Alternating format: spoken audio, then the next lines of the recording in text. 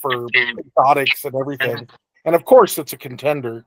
But, it's going to need some racing luck, and it's going to be the clear-cut second choice, maybe even the favorite. I doubt it, but all right, let's get to another horse.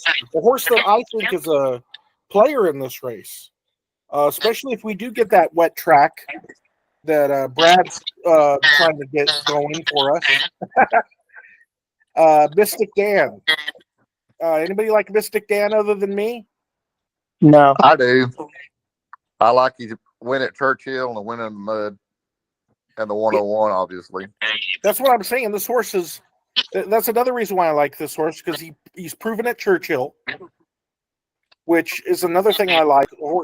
Not just proven, won by 7 3/4 at Churchill under a tight hold, and won real big on the mud 2 races back.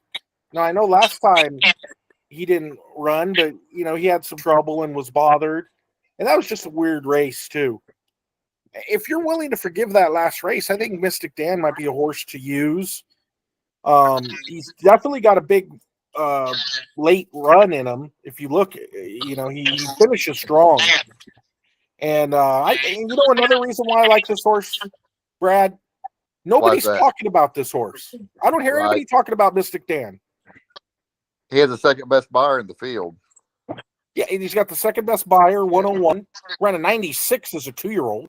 I mean, people got to understand 2-year-old buyers are downgraded.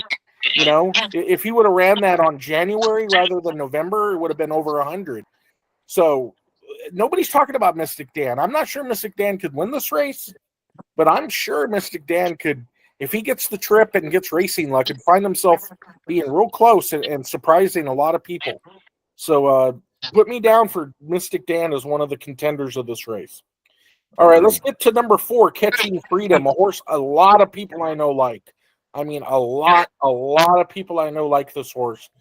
So what do you think? We'll start with you, Bobby. What do you think about Catching Freedom? I